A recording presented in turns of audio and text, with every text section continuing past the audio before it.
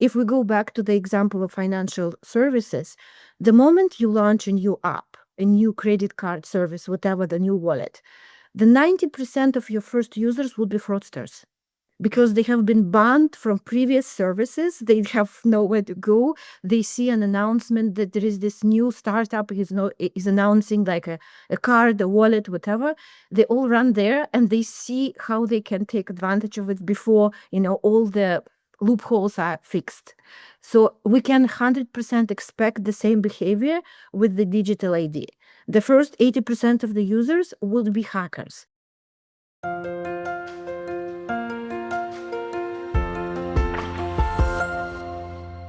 Hello everybody, this is Pascal from Neutrality Studies, and today I'm talking to Yana Afanasieva, an expert in financial regulation, fintech and data privacy. Yana led regional compliance teams at Amazon and PayPal in Europe, where she gained extensive experience and inside knowledge of big tech. Today we want to discuss digital IDs, not least because the UA has rolled out a project and the Swiss too just voted in favor of digital IDs. Is this the beginning of a dystopian future, or are the risks just overhyped? Let's discuss. Yana, welcome to the channel. Thank you for having me.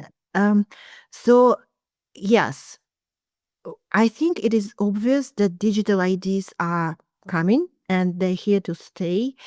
And I feel like, as it is in like many projects and with many initiatives, the devil is in the details. So I wanted first to outline what is normally being proposed in Switzerland, in the EU, and also in the UK. Yeah, And just very quickly, I just want to say that you wrote me about this, and you said, look, there's a problem with the discussion. It's a little bit too binary. Either it's like super bad, or it's going to be fantastic, and everything will be easier. And there's more nuance. So that's where you would want to bring in what you've been working on also over the past couple of years in big tech, right? yes, so there is a camp of people saying we have to stop it, we have to, protest against it. It's going to be terrible because we're all going to be surveyed, and it's going to be this Orwellian, terrible dystopian future. And there are people who are saying this is convenient, this is the future, we want to remove the paper, it's going to be great. The data are going to be stored on your phone. So it's all great, nothing to worry about. And as it always is, both extremes are not giving us the complete picture, so to speak. So maybe let's start with the notion that it is going to be stored on your phone, therefore it is safe. So I think we have to understand that what they're actually saying is that if the data are stored on our phone, the security of our data sort of equals to the security of our phone. And we know that, first of all, a lot of people are a little bit careless in terms of how they select passwords, how careful they are to protect their phones. And secondly, there are operating systems, there are device producers, there are other apps on our phone. The app is going to be downloaded from Google or App Store. So there are many, I would say, intermediaries and participants who would have an impact in terms of how secure our data are. So that's the first thing to keep in mind. Yes, it is true that, let's say, if I'm going to, I don't know, a nightclub, or if I identify myself somewhere else, it is true that this exchange, this script is not going to potentially be going to some kind of central database where it's being recorded. It's just between this service and my phone, which is great, but it's not the entire story, so to speak.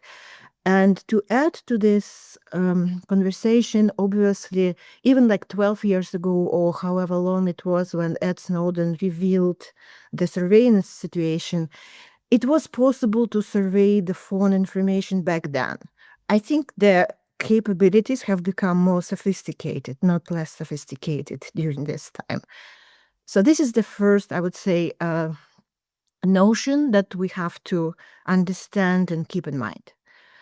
Um, Another important aspect here is we are being told that we as people will be able to decide what information is going to be shared with the services. Mm. Because we are being informed that the government is the issuer of this digital ID solution. However, there would be validators, there would be verifiers, there would be services that are non-governmental who would be interacting with us. And based on many privacy laws, we have to understand that privacy is all about consent. If you agree to share your data, the recipient of your data is kind of safe because you agreed to share certain data with them. However, I don't think I need to remind people that we are being asked to agree to so many cookies, to so many pop-up screens, to so many emails asking us, please agree that you are consenting to this privacy policy, this data sharing. We don't read it. Even like I am the person who is being careful, I don't always read it. So the fact that we may agree to something that we don't fully understand the consequences of is very likely to happen.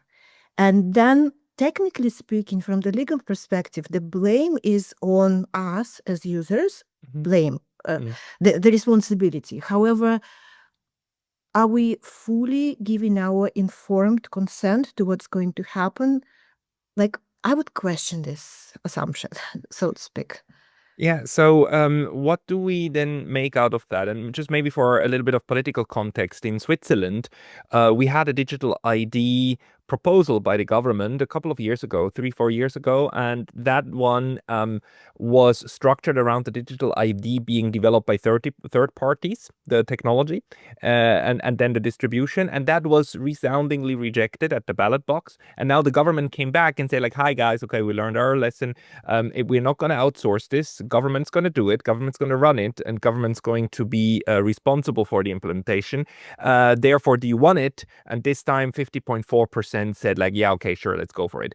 Because at the end of the day, the idea behind the digital ID is to have an online version of, a driver's license, or like in Japan, my little ID, right? Where if I want to enter a club where I need to show that I'm older than 18, I show the ID. The guy looks at my picture, realizes that, okay, this is you. He can check my birth date, and then make the decision that, okay, you're legal to enter, or I can sell you a cigarette, right? You have the right to purchase this according to the laws of the land. Now, we want the same in the digital realm, but we would really hate it if that was then used in order to regulate people's access to services, right? And you, in the email that you wrote me, you made this very important point about how we need to differentiate between legitimate uses of this technology and illegitimate uses versus just technology, yes or no. Yes, so actually, this is a very interesting point. I specifically checked because I am a national of Luxembourg, and before that, I was a national of Russia. If you open your passport, Mm-hmm. somewhere it says this passport is the property of this state. Yeah. So the passport is not the property of you, the passport Right. is the property of the state. And in the context of digital IDs, I don't believe this is the right concept to be used because a better, in my opinion, construction or a better framework to understand how this digital ID could operate would be a notion of public service. Mm. In which case we would give certain data to the operator, to the state. They would have to promise to us that they're going to keep it safe. And if something goes wrong, I mean, a hacking attack or some other interruptions with the service that causes damages or risks or some other like quantifiable negative adverse impact or circumstances to us, the service operator should be liable. If we come from that perspective, I believe we would eliminate, or at least would be able to address, a lot of potential risks or consequences for us, and we would put the responsibility on the service operator, which I suppose is going to be a governmental agency, to keep our data safe, not to share it too much, and also kind of introduce certain warnings or certain safeguards in terms of who can become the validator, the verifier, how the app is going to run, what are the responsibilities of various providers who are going to be integrated into this service. So essentially, if we can sue the service operator for damages that they cause to us, chances are they're going to be more responsible. So that's kind of the first notion that I feel is important to understand. Currently, it's not being addressed at all. There is no like a service agreement draft that you could read and understand how reliable is the service, what happens if the service is not available, when can they deny to you like access to the service, and what happens if the service is denied, like how quickly they need to come back and respond to you and rectify the issue, what happens if the data are wrong, etc., etc. It's not possible right now to review the service agreement to assess how protected our data or our rights really are. So that's kind of the first concept that I feel needs to be publicly discussed before the services go live.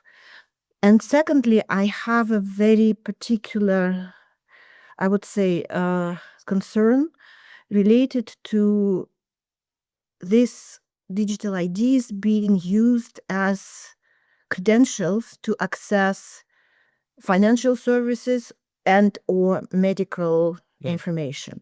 Because the idea here, and it's publicly advertised, you could find it in all the materials that have been shared about the Swiss ID project and also the European and the UK. People say you will be able to use these credentials to access financial services, to open bank accounts, to like contract insurances. So it sounds good, but I do feel that because there are so many risks that can happen if your access to your financial and medical information has been compromised, if somebody hacks your data, even if you've been reckless, right? Still, we should, in the beginning at least, prohibit these credentials to be used by service providers and even by people to access medical information and financial information, because the code sequences are really critical and hard to assess at this point. So that's where I would be, placing my risks, and this is where I would put the safeguards. Yeah, but those safeguards are actually like legislative safeguards, right? That you say like, okay, for certain things, this ID is not allowed to be used because it needs to be Disney access to these services must not be linked to the ID system, right? Otherwise, you need to share data back and forth constantly. If we take the example of how stuff works now, right? If you want to open a bank account in most countries, you, at the moment of opening the bank account, need to prove your identity. That's when you need to prove to the bank that you are who you are saying, who you're claiming to be. And then once that's done, they never look at that data again. They might be required to shredder the data and get rid of it. They might be required to keep it on file, but they don't look at it whenever you access your bank account. Right from the moment you have the bank account, you've got the bank account, and you log in through the banking through the system of the bank, right? And then the service is available to you. Now, if we do the same thing in the digital ID world, the idea would be that the ID would be used in order to then open the account, and in that moment they verify, but then the data is deleted again, and you do the rest through the bank's system. But if different schemes are used, you would actually then use your ID time and again to log in, and that's when the data then travels back and forth, and when a lot of risk also arises, and people's concerns that what if the government then says like this access is allowed and this one is not, this social credit score system, and then your ID stops working and then you don't have access to any of these services. That's where the Orwellian fears come in, right? Yes, so there is a difference, as you correctly mentioned, between presenting your ID once to verify that you being you and this is where you live and like this is your nationality, etc., etc.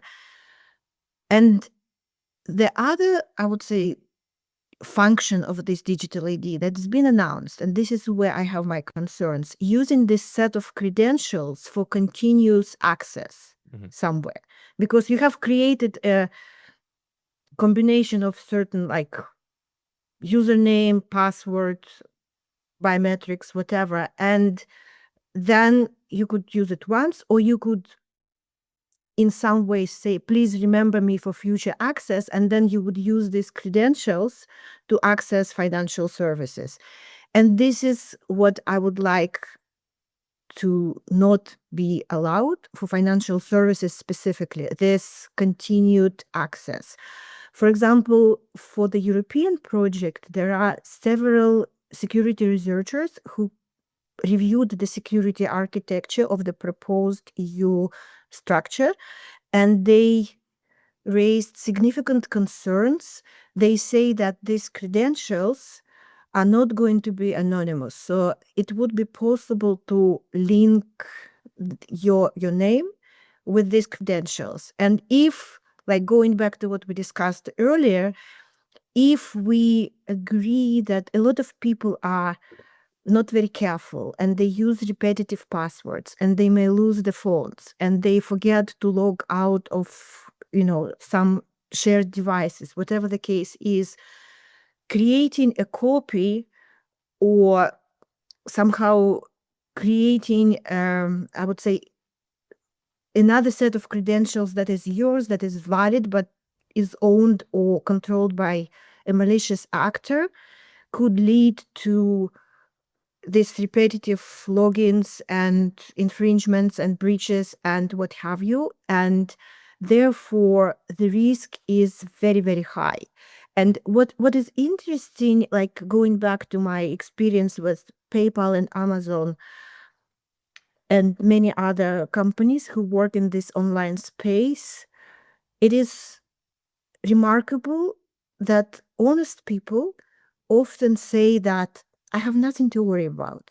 I have nothing to hide. I don't have a lot of money, like whatever. So people don't mind sharing their information and they believe that it's okay. And actually this concept is widely used for fraud prevention and fraud detection techniques online, because it is like known that honest people overshare and fraudsters, they hide and or they use specific disguising techniques to kind of deceive systems. And the problem with this is that honest people are the majority. We know this. So if we believe and we have established the fact that honest people are likely to be like reckless or at least not super concerned, and they would click everywhere, yeah, I agree to share, yeah, you could save my data, yes, it's no problem, please remember my credentials for future easier login and future purchases, whatever. People are unfortunately likely to behave in that way. And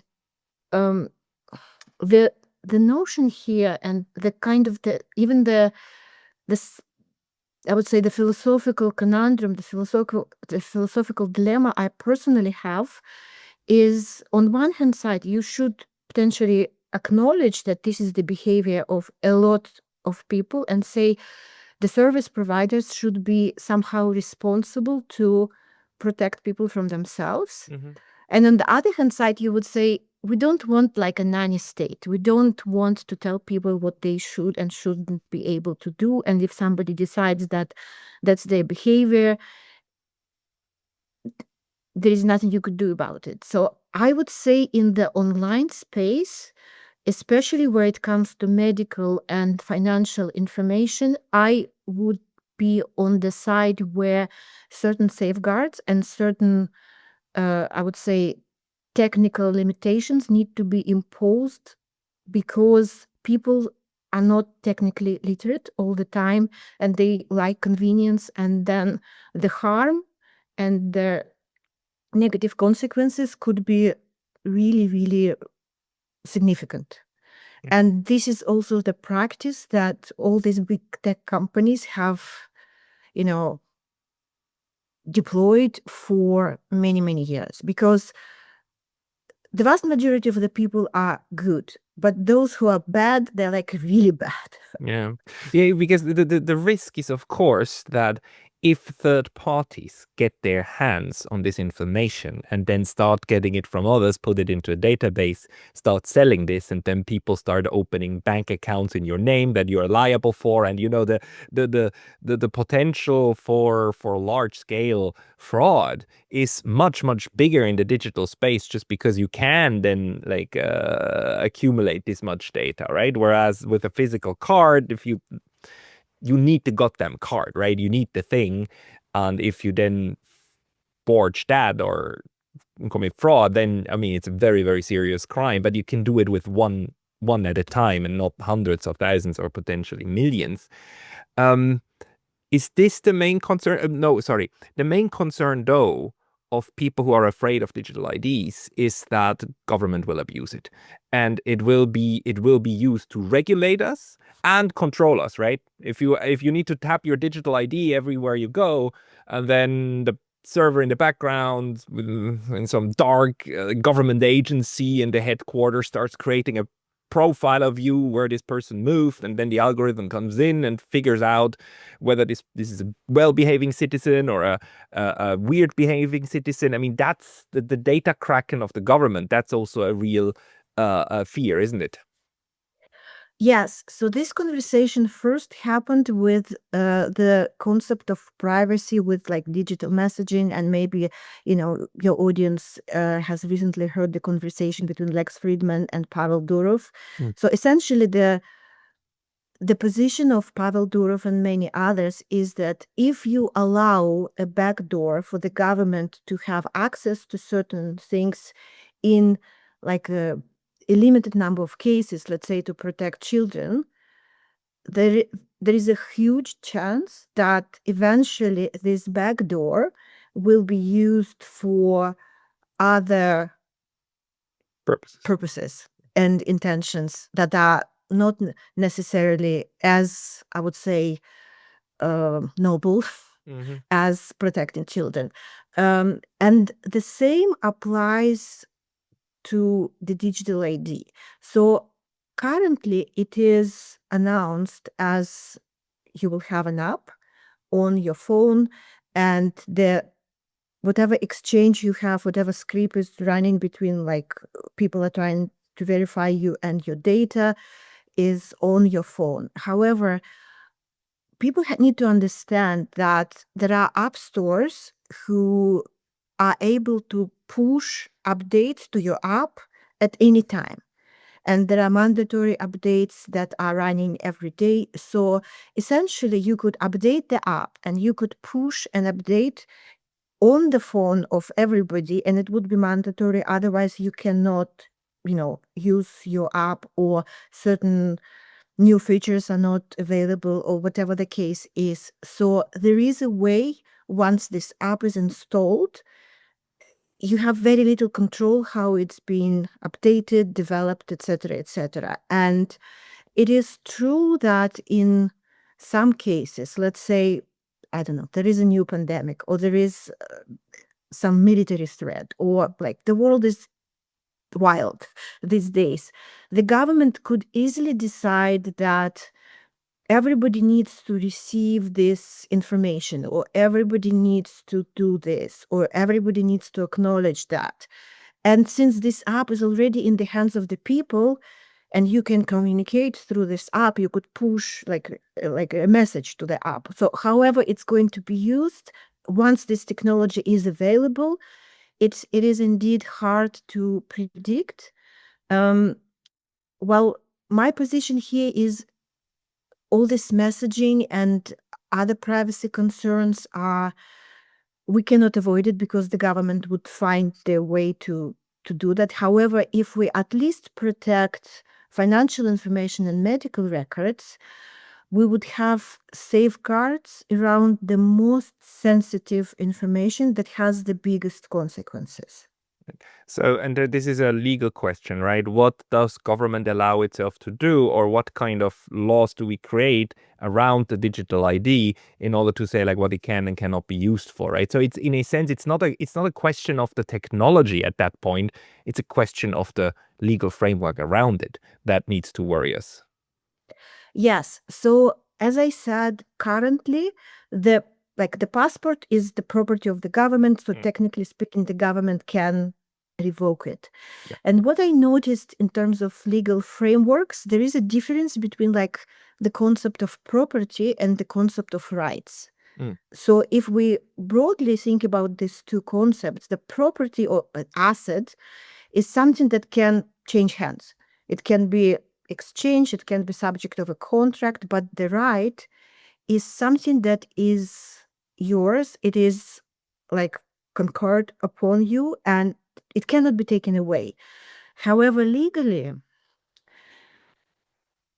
if we look at the violation of property rights and violation of human rights, it is much harder to defend your human rights, and it is much easier to defend your property rights because your property rights you can quantify, you can assess the damage, you have a claim that is tangible, and there are much more precedents to go and kind of say, well, this is how much I lost because of your poor service misbehavior, whatever the case is, and get the compensation. That's why just saying that your identity or your privacy are your rights, it's great, but it's very, very hard to defend. And if we structure this contract between us, giving our data to this public service, operating our digital identity services, and we declare that our data is the property, we can assess the damage, we can calculate the losses, we can, have the mechanism, how much, the government needs to pay, what do they need to do if they want to deny you the service. For example, do they need a court order? Do they need a police certificate?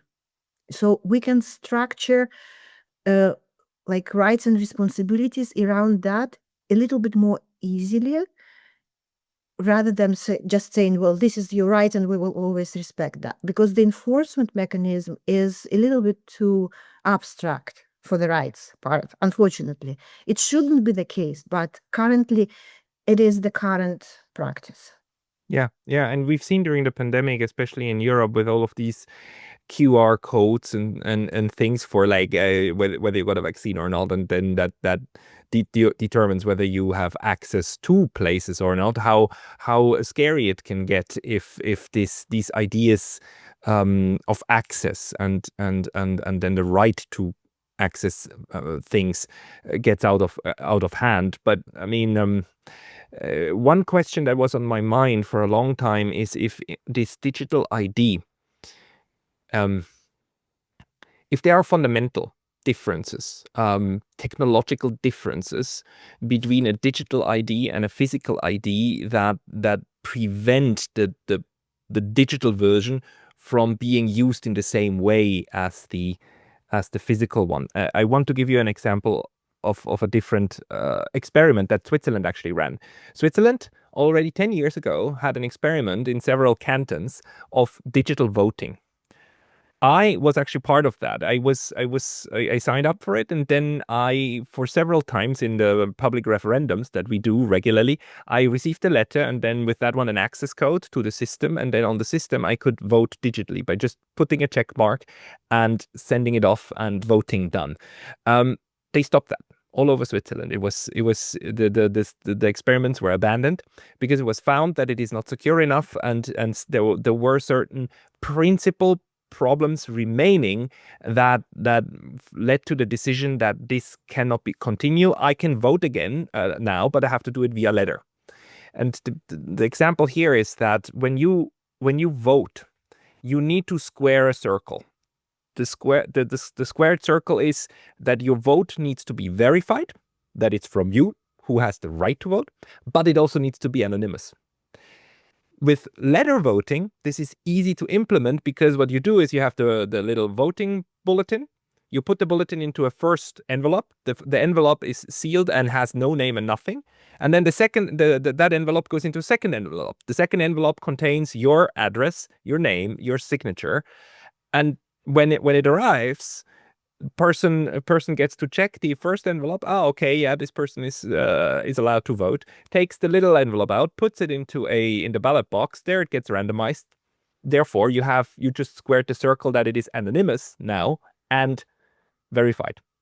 In the digital world, I was told this is impossible to do because like the digital trace always remains because the servers need to verify where data is coming from. So you cannot have an anonymous vote arriving at the end of the day in a counting system. There will always be a risk that somebody will manage to trace how stuff works, or the risk is that you lose track of whether this was a yes or a no actually, and you cannot verify that anymore. That's how it was explained to me. Is there a similar problem with IDs where some fundamental issue in the digital world just works different than in the physical one? There is. So actually, going back to your question, maybe it is a good moment to present some kind of a philosophy that I have developed about technological advancement and what it means for people. So if we look at the techno evolution, it is always the case that once technology allows and develops some shortcuts, let's say we have cars, we have machines, it means that we don't need to be as physically active. Like we don't need to do heavy, like effort, labor activities. In order to compensate for this shortcut, it is a good idea for humans to always develop or have intentional activities to compensate for the shortcuts. Otherwise, like with machines, we can be less physically active, we can, lose our health. The same is true with agricultural development and food. We have to be intentional about agriculture and food. The same is true with internet. Maybe we say we read less, or we don't develop our memory that way, or we are less discerning about how we assess information because there is so much. So it is always like I'm a techno optimist, but I have to be also realistic in a sense that every technological advancement is a shortcut. Mm-hmm. And we're losing something that previously we were able to kind of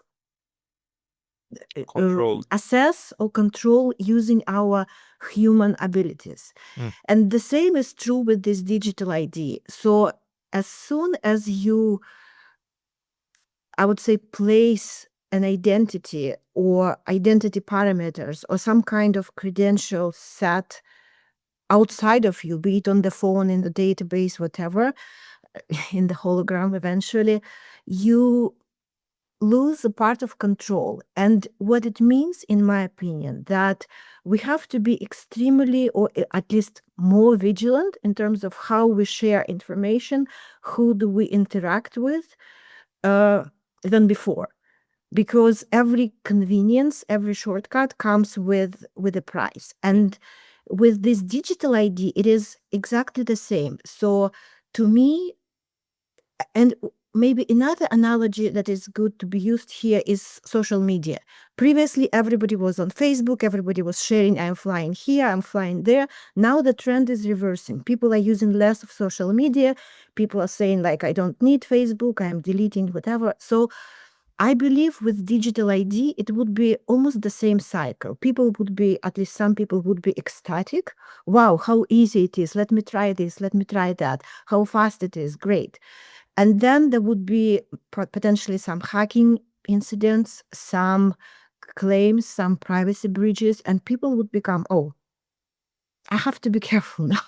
Mhm. I don't want this happen to me. So it will happen eventually. Maybe actually it would be a good idea to engage so-called like white hackers to see where the vulnerabilities are or what would be the human behavior incidents that can be prevented by technical measures, etc., etc. So it's hard to say where specifically I would say incidents or vulnerabilities would happen, but chances are they will happen. And they will happen a lot, especially during the early days.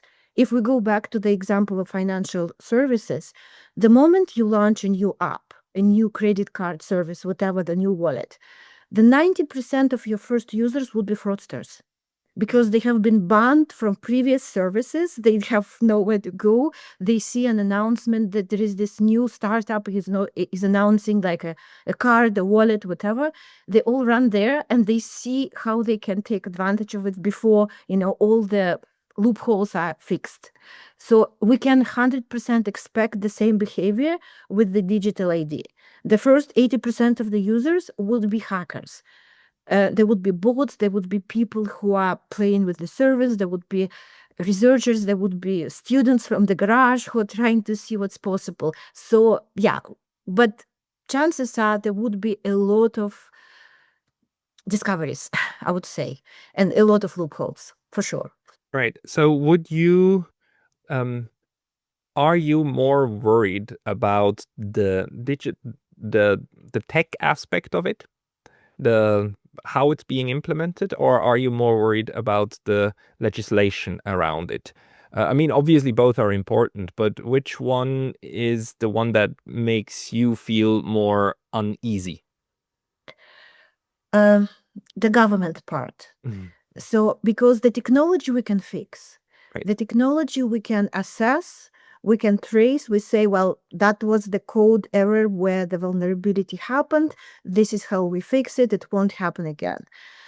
With the government, especially if there is some kind of emergency scenario, um, you we are more likely to use the normality of the feedback, or something could be rushed, or using this notion of emergency or like extreme circumstances. We have seen it and likely will see it. So that's where my main concerns are. And this is precisely why I'm saying medical records and financial services need to be like a Separate. Chinese wall, alienated from the rest of that. We can experiment how we enter the nightclubs or with driving or with other things, because yes, if these facts are known to the government or to the rest of the world, maybe you don't want to know like where did you go or like where do you spend money, but at least it's not as critical, essential, or sensitive as finance and health. That's Mm. where I would position myself for the time being. Yeah, and would you? I mean, my gut feeling is that there should be. I mean, since we talked about rights and possessions, that if we make a digital ID a right of of a person, that right is must always be there. So, if the right is to have that digital ID, um, then you having committed a crime should not be a reason why government can suddenly say like, I'm going to invalidate that for you, or now you cannot use it anymore, or now your car cannot start anymore because we decide that because you are being punished, right? So I mean, that kind of stuff needs to be regulated on the legislative level, right? That IEDs cannot be linked to different sets of abilities of people in society. Yes. So coming back, I don't know if it needs to be a law or if it needs to be a service agreement when this platform is being offered. And maybe there needs to be a debate uh, at the parliamentary level or maybe appropriate ministry level where there are experts who can say this is what needs to happen if your service is being denied. This is what needs to happen if we have like regular maintenance. This is what needs to happen if I don't know person leaves the country and they're no longer the resident of the country. So there are many nuances that need to be addressed, but I would definitely be on the side of the group of people who say transparency and early warnings, especially in terms of service denials, at least it is a good safeguard. It is a good mechanism to inform the person this is what is about to happen if this is like if you leave the country, if you're in prison, if you committed a crime, if whatever the case is. And maybe an interesting example here to get inspired from is the Chinese social credit system, because we in Europe hear a lot about social credit system. And before I researched it, I thought of this as something like totally Orwellian, where you are being surveyed all the time and government knows everything about you, and there is a facial recognition device on every corner, and there is like nowhere to hide. That was my uninformed understanding of things. And what I recently discovered that actually Chinese government doesn't have the social credit system at all. Even when I asked a few Chinese people, they said, "What's that? Really? We have it? Where?" Like we haven't seen it ever. It was so interesting. And what actually happened is they started as with the system that we have in Europe, so-called credit rating or debt collection system, Betreibungsregister. That's what like we have in Switzerland and many other countries, which is nothing unusual. It's just a database of people who have payment delinquencies and payment problems. Outstanding, yeah. Yeah. And then the Chinese government added a few other databases. Let's say if you have been accused of corruption, there is a database of corruption trials and court decisions. And if you're part of that, you cannot participate in a governmental tender. And there are certain people who may have been accused of other crimes, and you cannot have access to certain services. So those are various databases that are not connected. There is very limited information where and how they can be used. So it's very selective and definitely not overarching. And what Chinese government tried and canceled is this facial recognition component. They tried it apparently in some towns, in some pilot projects, in some provinces, and apparently it didn't work well, and they canceled it. So even they decided it's not beneficial, it's too confusing, the data are inaccurate, polluted, you have too many complaints, too many confusing situations. So currently it's been actually rolled back. So maybe there is also like a hope that when the government tries to collect too much data and too much details and too many like nuances, they get confused and they say, well, we can't handle it anymore, so let's throw it back. So it is also possible. It is possible. Like we need to be careful whenever we talk about digitizing fundamental aspects of of our social of the social world, right? Of how we interact, and of the legal world as well. Voting is one example. Digital IDs is another example. Money, money is the third, of course, like because these are essential in the way that societies run, and if we digitize them, then we run extremely high risks that we might only figure out while using, that we might have shot ourselves in the foot. So for now, we still live in a world where we have physical voting and physical IDs and physical money, luckily, although the discussion about the digitization of those things are necessarily coming. And I thank you very much, Yana, for actually explaining and rolling out a bit what we really need to focus on. People who want to follow you or want to know more about you, you told me the best place is to find you on LinkedIn, actually. Yes, because mostly I work with businesses, so LinkedIn is my main platform, but I'm also active on X. Okay, I will put both of those into the description of this video. And Yana Afanasieva, thank you very much for your time today. Thank you, Pascal.